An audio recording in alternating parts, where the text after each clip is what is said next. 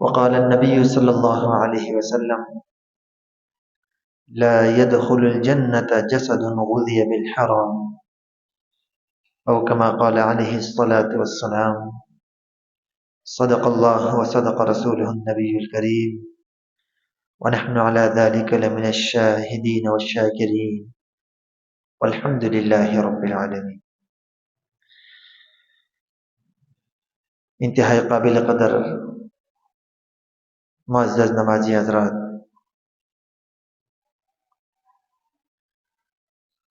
سورۃ المؤمنون کی آیت کی تلاوت کی ہے جس میں اللہ تبارک و تعالی اپنے پیغمبروں کو، رسولوں کو حکم دے رہے ہیں، یا ایھا الرسل کلوا من الطیبات واعملوا صالحا، اے رسولو کلوا من الطیبات، حلال کھاؤ، واعملوا صالحا، اور نیک اعمال کرو۔ ایک اور جگہ میں اللہ تبارک و تعالیٰ نے عام لوگوں کو بھی اسی کا حکم دیا ہے، چنانچہ فرمایا یا ایھا الناس کلوا مما فی الارض حلالا طیبا، کہ اے لوگوں کھاؤ پیو مما فی الارض، جو کچھ زمین میں ہے لیکن حلال اور پاکیزہ کھاؤ۔ عزیزان محترم، آپ سب کو پتہ ہے، آپ سب جانتے ہیں کہ انسانی جسم کی نشو و نما یہ خون سے ہوتی ہے۔ خون ہے جو انسان کو طاقت دیتا ہے، انسان کا جسم پھلتا ہے، پھولتا ہے، اور خون ہماری غذا سے بنتا ہے۔ ظاہر ہے ہم کچھ کھاتے پیتے ہیں تو خون بنتا ہے۔ اب مسئلہ یہ ہے کہ انسان کی جو صفات ہے، اخلاقیات ہے، اچھے اخلاق ہو یا برے اخلاق، اس کا تعلق انسان کے خون سے ہے اور پھر اس کے غذا سے ہے۔ چنانچہ علماء نے یہ بات لکھی ہے کہ جس بندے کی غذا حلال ہوگی، پاکیزہ ہوگی، اور جو بندہ حلال کمائے گا اور حلال کھائے گا تو اس کے اعمال بھی ٹھیک ہوں گے، اس کے اخلاق بھی اچھے ہوں گے۔ یہ آٹومیٹک اس کا تعلق ہے انسان کی غذا کے ساتھ، کہ اگر ایک بندے کی غذا اچھی ہے، حلال ہے، پاکیزہ ہے، تو اس کے اعمال خود بخود ٹھیک ہو جائیں، وہ نیکیوں کی طرف راغب ہوگا، اس کے اخلاق اچھے ہوں گے، وہ عمدہ اخلاق کا مالک ہوگا۔ اور اس کے برعکس جس بندے کی غذا ٹھیک نہیں ہوگی، وہ حرام کمائے گا، ناپاک چیزیں کھائے گا، تو اس کے اخلاق بھی ٹھیک نہیں ہوں گے، وہ نیکیوں سے دور بھاگے گا، عبادات سے دور بھاگے گا، اس کے علاوہ اس کے اندر بغض کی بیماری ہوگی، حسد کی بیماری ہوگی، برے اخلاق کا مالک ہوگا۔ لہذا ہمارے جو اعمال ہے، اعمال نیک اعمال اور برے اعمال، اس کا تعلق ہمارے خون، ہمارے بدن اور پھر اس کے بعد ہمارے غذا کے ساتھ، جو ہم کھاتے پیتے اس کے ساتھ اس کا بہت گہرا تعلق ہے۔ چنانچہ اسی وجہ سے جو آیت میں نے آپ کے سامنے تلاوت کی ہے، جس میں اللہ تبارک و تعالیٰ نے رسولوں کو حکم دیا یا ایھا الرسل کلوا من الطیبات واعملوا صالحا، اے رسولو کھاؤ من الطیبات، پاکیزہ حلال، اور واعملوا صالحا، اور نیک اعمال کرو۔ اب آیت کے اندر آپ حضرات غور کیجئے، اللہ تبارک و تعالیٰ نے دو چیزوں کا حکم دیا ہے، کلوا من الطیبات اور واعملوا صالحا، کہ حلال کماؤ، حلال کھاؤ اور نیک عمل کرو۔ علماء نے اس میں یہ بات لکھی ہے کہ دیکھیں، مقصد آیت کا یہ ہے کہ جب انسان حلال کھاتا ہے، حلال کماتا ہے، تو وہ پھر نیک اعمال کرتا ہے، اس کو نیک اعمال کی توفیق مل جاتی ہے۔ اسی لیے اللہ رسول سے فرما رہے کہ دیکھیں، اگر نیک اعمال کرنے ہیں تو حلال کھانا ہوگا، اسی لیے فرمایا کلو من الطیبات، حلال کا کھاؤ، وَاعْمَلُوا صَالِحًا، نتیجہ کیا ہے؟ وَاعْمَلُوا صَالِحًا، نیک اعمال کرتے رہو، آٹومیٹک انسان سے نیک اعمال ہوتے ہیں۔ اسی لیے عام لوگوں کو بھی اللہ تبارک و تعالیٰ نے یہی فرمایا، یا ایھا الناس کلوا مما فی الارض حلالا طیبا، کہ اے لوگوں کھاؤ جو کچھ زمین میں ہے، سب کھاؤ، لیکن دو شرط، حلالا طیبا، حلال ہونا چاہیے، حرام نہیں ہونا چاہیے، اور پاک ہونا چاہیے، ناپاک نہیں ہونا چاہیے۔ عزیزان محترم، اس کے برعکس جس بندے کی غذا حرام کی ہوگی وہ یہ خیال نہیں رکھے گا کہ میں جو کھا رہا ہوں، جو کما رہا ہوں، آیا یہ حلال ہے یا حرام ہے، تو ایسا بندہ پھر نیک اعمال سے محروم رہتا ہے، عبادات سے محروم رہتا ہے، اچھے اخلاق سے محروم ہو جاتا ہے۔ آج ہم نے کھانے پینے کی چیزوں میں اس کا تو بڑا خیال رکھا ہوا ہے کہ صاف ہو، ظاہری طور پر گند نہ ہو، اس پہ کوئی میل کچیل نہ ہو، اچھا والا گھی استعمال ہوا ہو، صاف برتن میں ہو، یعنی ظاہری پاکیزگی کی طرف تو ہم بہت خیال کرتے ہیں، لیکن اس کی طرف نہیں غور کرتے کہ یہ حلال بھی ہے یا نہیں۔ حالانکہ اصل چیز یہ ہے، ظاہری پاکیزگی بعد میں دیکھنی ہے، پہلے تو یہ دیکھیں کہ جو ہم کھا رہے ہیں حلال ہے یا حرام ہے، اس کی طرف ہم توجہ نہیں کرتے، ہماری سوچ اس کی طرف نہیں جاتی، بس ظاہری پاک ہونا چاہیے، برتن صاف ہونا چاہیے، بظاہر اس میں کوئی گند نہیں ہونا چاہیے، حالانکہ اصل اس چیز کا حلال ہونا ہے۔ اگر وہ حرام ہے، اس کو آپ کتنے بھی اچھے برتن میں رکھ دے، کتنے صفائی کے ساتھ پیش کر دے، لیکن وہ نجس ہے، وہ ناپاک ہے۔ اسی لیے جب اس کا خیال نہیں رہتا، حلال حرام کی تمیز ختم ہو جاتی، تو پھر ایسے بندے کی عبادت بھی قبول نہیں ہوتی، اور یہ حرام غذا اس کی عبادت کی قبولیت میں رکاوٹ بن جاتی ہے۔ چنانچہ مسلم شریف کی حدیث ہے، رسول اللہ صلی اللہ علیہ وسلم نے فرمایا کہ اللہ تبارک و تعالی پاک ہے، اور وہ پاک ہی کو قبول فرماتے ہیں، اور فرمایا کہ اللہ نے اپنے بندوں کو بھی اسی چیز کا حکم دیا ہے جس کا حکم اپنے رسولوں کو دیا ہے۔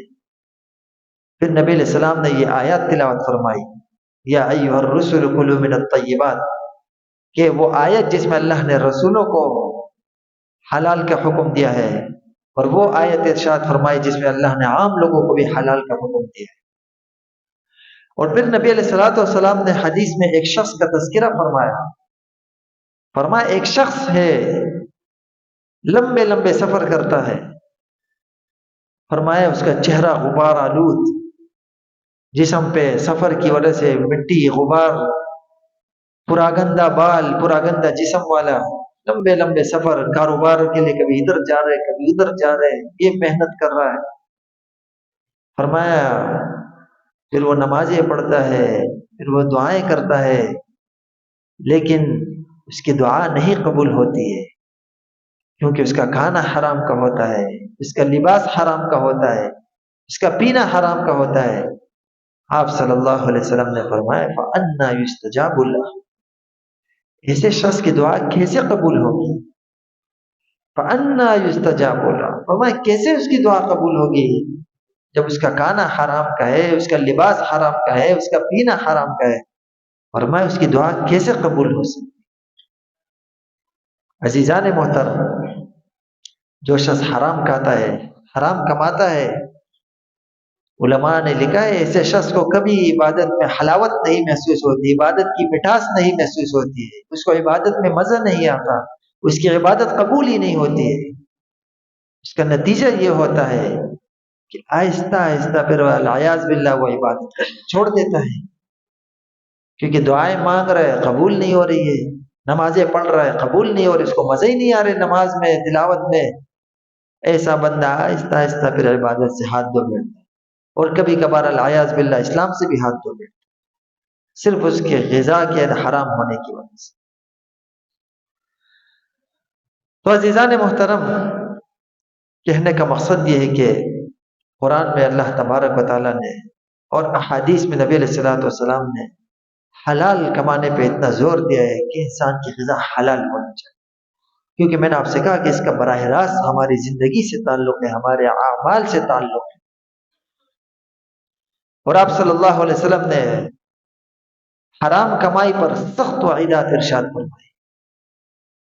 چنانچہ حدیث شریف میں آتے ہیں، نبی علیہ الصلوۃ والسلام نے فرمایا لا يدخل الجنت جسد غذی بالحرام، فرمایا وہ جسم جس کی غذا حرام کی ہوگی، فرمایا لا يدخل الجنت، ایسا جسم جنت میں نہیں داخل ہو سکتا کہ جس کی غذا جو ہے وہ حرام مال کی۔ اور آپ صلی اللہ علیہ وسلم نے مسلمانوں کو اپنے معاملات کے اندر حرام کمائی سے بچنے کی تلقین فرمائی۔ چنانچہ جتنے بھی مال کی کمائی کے حرام راستے ہیں سب پہ پابندی لگا دی گئی، سود خوری ہے، جوا ہے، شراب نوشی ہے، کاروباری لین دین میں دھوکہ دہی ہے، سب پہ پابندی لگا دی۔ عزیزان محترم، قرآن مجید میں اللہ تبارک و تعالی ارشاد فرماتے ہیں یا ایھا الذین آمنوا انما الخمر والمیسر والانصاب والازلام رجس من عمل الشیطان فاجتنبوه لعلکم تفلحون۔ فرمایا کہ اے ایمان والو، انما الخمر والمیسر، بے شک یہ شراب، یہ جوا، یہ سب رجس من عمل الشیطان، فرمایا یہ گندگی ہے شیطان کے اعمال میں سے، اس کو گندگی فرمایا۔ فاجتنبوه، لہذا اس سے بچو، اس سے بچو تاکہ تم کامیاب ہو جاؤ۔ عزیزان محترم، آج اگر اپنے معاشرے پہ ہم نظر ڈالیں تو حرام کمائی کے اتنے صورتیں ہمارے معاشرے میں عام ہو گئی ہے، ہر طرف حرام خوری کے دروازے کھلے ہیں، اور ہم میں سے ہر دوسرا بندہ چاہتے یا نہ چاہتے ہوئے اس میں ملوث ہوتا جائے۔ ایک بہت بڑی چیز جو اس وقت ہمارے معاشرے میں عام ہوتی جا رہی ہے وہ ہے جوا۔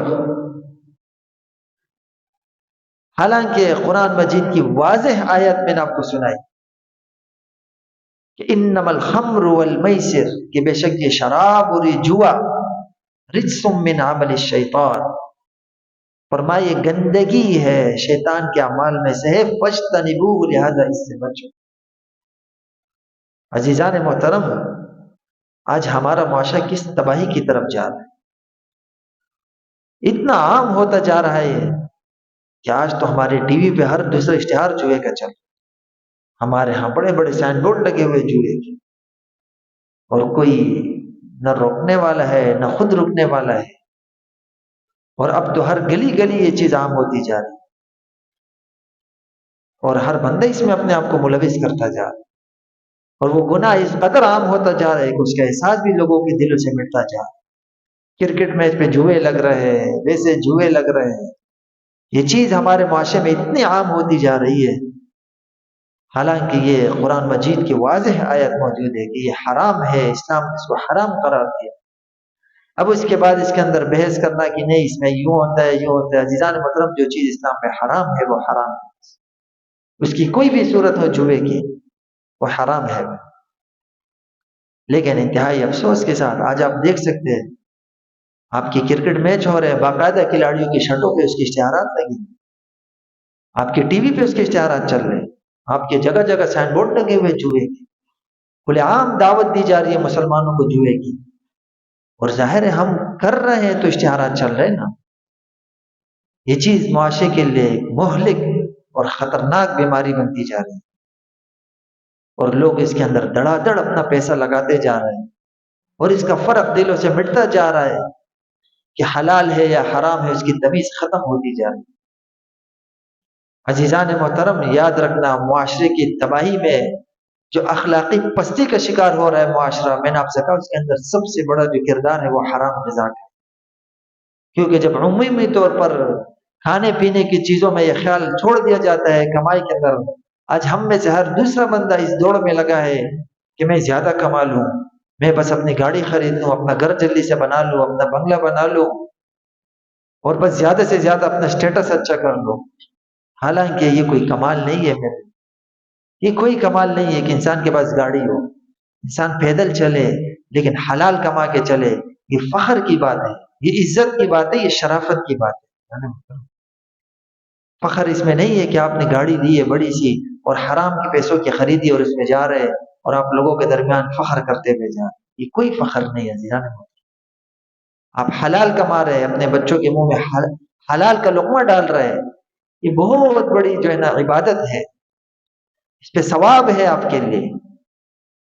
اسی لیے حدیث شریف میں آتا ہے کہ حلال کمانا، یہ اللہ کے رسول نے فرمایا بڑے جو فرائض ہیں اسلام کے، اس کے بعد جو ایک بڑا فریضہ ہے وہ حلال کمانا ہے. اس کو فرائض میں سے شمار کیا گیا اور اس کو عبادت کہا گیا ہے کہ انسان حلال کمائے اور حلال کھائے. اور ایسے لوگوں کے لیے بڑی بشارتیں آئی ہیں جو حلال کماتے اور حلال کھاتے ہیں. اس پہ ثواب ہے، ثواب. گویا کہ اگر آپ حلال کا کما رہے اور حلال کھا رہے، آپ کا ایک ایک لمحہ عبادت شمار ہو. وہ حلال کمائی کے اندر جو آپ ٹائم دے رہے وہ آپ کو عبادت میں شمار ہو. بجائے اس کے کہ آپ زیادہ کے چکر میں حلال حرام کی تمیز چھوڑ دے. عزیزان محترم، جس کو آپ عزت سمجھتے ہوں گے وقتی طور پہ، یہ کوئی عزت نہیں. اگر میرے پاس بہت مال ہو، بہت گاڑیاں ہوں، جائیداد ہو، لیکن اگر حرام کیے تو وہ میرے کسی کام کے نہیں ہے، وہ میرے لیے وبال ہے. کیونکہ اس کے بارے میں مجھ سے پوچھا جائے گا. یہ تو قیامت کے دن سوال ہوگا کہ غذا کے بارے میں، مال کے بارے میں سوال ہوگا، کہاں سے کمائیں. اور عبادت کے لیے میں نے آپ سے کہا، ہمارے ہاں ایک یہ بھی عام خیال پایا جاتا ہے کہ لوگ حرام کما کما کے پھر کہتے چلو اس میں سے کچھ صدقہ دے دیں گے تو شاید کام چل جائے. حالانکہ عزیزان محترم، حرام مال میں اگر صدقہ دے، علماء نے لکھا ہے کہ ایک بندہ حرام مال سے صدقہ نکال رہا ہے، ثواب کی نیت کر کے نکال رہا ہے، یہ بھی گناہ ہے. کیونکہ صدقہ کرنا نیکی کا کام ہے. نیکی حلال مال میں ہوتی ہے، حرام مال میں نہیں ہوتی. کیا آپ نے حرام کما لیا اور اس میں سے تھوڑا اٹھا کے صدقہ دے دیا کہ چلو کام چل جائے؟ حرام مال میں نیکی نہیں ہوتی. آپ کے پاس اگر حرام مال ہے تو علماء نے مسئلہ لکھا ہے کہ اس کو بغیر ثواب کی نیت کے کسی کو دینا ہوگا. کیونکہ حرام میں کہاں سے نیکی آ گئی؟ حرام میں تو نیکی نہیں ہوتی ہے. نیکی کے لیے حلال مال ہونا چاہیے، پاکیزہ مال ہونا چاہیے، تھوڑا ہو کم ہو لیکن حلال ہو. یہ کمال ہے. اسی لیے انبیاء علیہ الصلوۃ والسلام کو اللہ نے قرآن میں یہی حکم دیا کہ حلال کماؤ، حلال.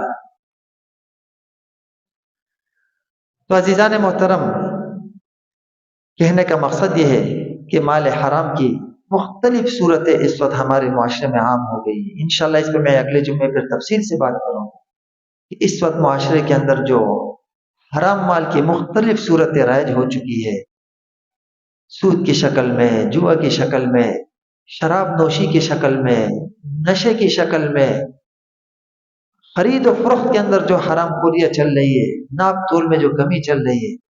عزیزان محترم، یہ اللہ کے عذاب کو دعوت دینے والی بات ہے. حضرت شعیب علیہ السلام کی قوم پر اسی وجہ سے عذاب نازل کہ وہ لوگ ناپ تول میں کمی کیا کرتے تھے، دھوکہ دہی کیا کرتے تھے، ان کے معاملات ٹھیک نہیں تھے.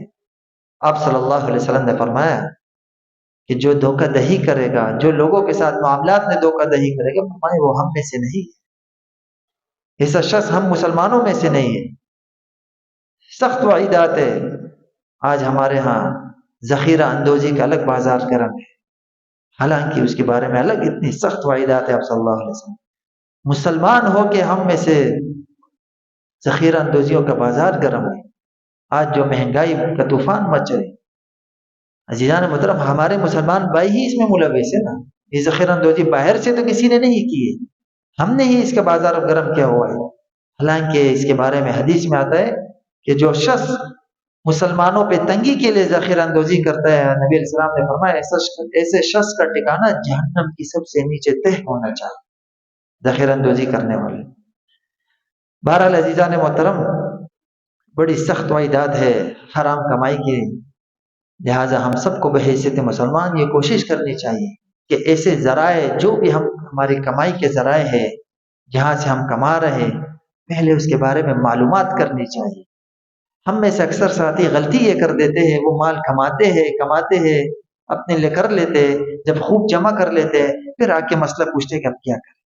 اب اگر ان کو بتا دو کہ یہ تو اپنے حرام کمائے تو اتنا کما لیا ہوتا ہے، اب اس کی دینے کا دل نہیں چاہ رہا ہوتا ہے، پھر وہ مسئلہ سائڈ پہ رکھ کے بس بولتے چلانے۔ لہٰذا جو معاملہ کرے پہلے اس کے بارے میں معلومات کرنی چاہیے۔ ہم غلطی یہ کرتے معاملہ کر کے پھر آ کے مسئلہ پوچھتے کہ اب کیا کر۔ لہٰذا یہ ہماری ذمہ داری بنتی ہے بحیثیت مسلمان کہ ہمارے کمائی کے جو ذرائع ہے وہ حلال ہونے چاہیے۔ ایک اور مسئلہ آپ حضرات کے سامنے بیان کرنا تھا۔ مسجد میں اکثر یہاں ہم دیکھتے ہیں کہ چھوٹے بچے نماز پڑھنے آتے ہیں۔ یہ مسئلہ کافی ٹائم سے اس مسجد میں دیکھ رہا ہوں میں، اس پہ کئی دفعہ بتایا بھی جا چکا ہے۔ عزیزان محترم، یہ جو چھوٹے بچے مسجد آتے ہیں ان کو مسجد میں نہیں ڈانٹا کر۔ اکثر ہمارے ساتھی کوئی ان کو تپڑ لگا رہے، کوئی ان کو مار رہے، کوئی ان کو بھگا رہے مسجد سے۔ یہ میرے اور آپ کی بچے ہیں، مسلمانوں کے بچے ہیں، یہ مسجد سب کے لیے ہے۔ نبی علیہ الصلوۃ والسلام کے دور میں باقاعدہ مسجد میں عورتیں بھی آتی تھی نماز پڑھنے کے لیے۔ پہلے مردوں کی صف بنتی تھی، پھر بچوں کی، اور پھر عورتوں کی صف بنتی تھی۔ اور آپ صلی اللہ علیہ وسلم نے کی حدیث ہے کہ کبھی کبھار نبی علیہ السلام نے فرمایا کہ بچے کے رونے کی آواز کی وجہ سے نبی علیہ السلام اپنی نماز مختصر کر لیتے تھے۔ تو کوئی بچہ پیچھے رو رہا ہوتا تھا تو نبی علیہ السلام نماز مختصر فرما لیتے کہ شاید اس کی والدہ اس کو پکڑ لے یا جو بھی ہے۔ عزیزان محترم، بچے ہوتے ہی مستیاں کرنے کے لیے، اگر ہم یہ چاہیں کہ وہ بچے آئے اور بالکل بڑوں کی طرح صف میں خاموشی سے بیٹھے، پھر وہ بچے نہیں ہے نا۔ مولانا اشرف علی تھانوی صاحب کے ایک مرید تھے، مولانا اشرف علی تھانوی صاحب نے ان سے فرمایا کہ آپ کے بچے ہیں؟ فرمایا جی میرے 2 بچے ہیں۔ فرمایا انہیں کل لے کے آنا۔ انہوں نے کہا ٹھیک ہے۔ اب کل وہ مرید صاحب گئے، بچوں کو سمجھایا کہ میں آپ کو لے جاؤں گا مولانا صاحب کے پاس، اور آپ نے بالکل وہاں مستیاں نہیں کرنی، یہ وجہ سے ہوتا ہے۔ ان کو پورے تیاری کے ساتھ لے آیا، بچے آ گئے، خاموشی کے ساتھ بیٹھے رہے اور بالکل نہ بات نہ کیا، نہ ہنسی نہ مذاق۔ بہرحال مجلس ختم ہو گئی، وہ بچوں کو لے کے چلے گئے، بڑے خوش تھے کہ مطلب میرے بچوں نے بڑے ادب طریقے سے جو ہے نا مجلس میں چلے گئے۔ اگلے دن جب آئے تو مولانا اشرف علی تھانوی صاحب نے ان سے پوچھا کہ وہ میں نے آپ سے کہا تھا کہ اپنے بچے لے آنا، آپ نہیں لائے۔ فرمایا حضرت میں کل لایا تو تھا۔ فرمایا وہ تو بچے نہیں تھے، وہ تو بڑے تھے۔ فرمایا نہیں حضرت چھوٹے بچے۔ فرمایا بچے تو شرارتیں کرتے ہیں، ہنستے ہیں، کھیلتے کودتے، وہ تو ادھر آگے سے بڑوں کی طرح بیٹھے ہوئے تھے، یہ تو بچے نہیں تھے۔ تو عزیزان محترم، بچے ہوتے یہ شرارتیں کرتے ہیں، مستیاں کرتے ہیں، ان کو پیار محبت سے سمجھائے۔ تو لہٰذا ان کو بجائے ڈانٹنے کے، ایک بچہ اس مسجد سے، میں کئی بچوں کو ایسے جانتا ہوں جو مسجد سے چلے گئے دوبارہ آتے ہی نہیں ہے، اسی ڈر سے کہ وہاں ہمیں مارا جاتا ہے۔ ان کو پیار محبت سے، اگر وہ پانی بہا رہے، وہ بچہ ہے، اس کو نہیں پتا، اس کو پیار سے سمجھا دے، بچہ پانی کم کر دے، وہ کم کر دے گا انشاءاللہ، آپ کے بتانے پہ ضرور کرے گا انشاءاللہ۔ شور کر رہے بچے ہوتے شور کرنے کے لیے، آپ اپنا بچپن یاد کر رہے ہیں عزیزان محترم۔ اور اکثر ساتھی یہ کوشش کرتے کہ سب کو جمع کر کے کونے میں کھڑا کر دیتے ہیں، حالانکہ علماء نے مسئلہ یہ لکھا ہے کتابوں میں کہ بچوں کی ویسے صف تو الگ بننی چاہیے، لیکن آج کل علماء یہ بتاتے ہیں، مسئلہ میں اپنی طرف سے نہیں بتا رہا ہوں، باقاعدہ کتابوں میں لکھا ہے کہ کوشش کرے کہ بچوں کو اپنے ساتھ صفوں میں کھڑے کر دیں اگر وہ سمجھدار ہے تھوڑے، تاکہ کیونکہ ان کو ایک جگہ جمع کریں گے تو وہ شور کریں گے، تو ان کو اپنے ساتھ صفوں میں کھڑا کر دیں، کیونکہ اگر وہ بڑے کے ساتھ کھڑا ہوگا تو وہ شور نہیں کرے گا، بجائے اس کے کہ ہم ان کو ایک جگہ اکٹھا کر دیں، وہاں وہ شور غل کریں گے۔ تو اس لیے عزیزان محترم، اس میں ذرا خیال کرنے کی ضرورت ہے، کوشش کرے نرمی کے ساتھ ان کو سمجھائے، مسجد سے نہ بگائے۔ مسجد اللہ کا گھر سب کے لیے ہے، کسی کو یہ اللہ نے اختیار نہیں دیا کہ وہ کسی کو مسجد سے باہر کرے، ٹھیک ہے؟ تو کہ اللہ ہم سب کو عمل کی توفیق عطا فرمائے۔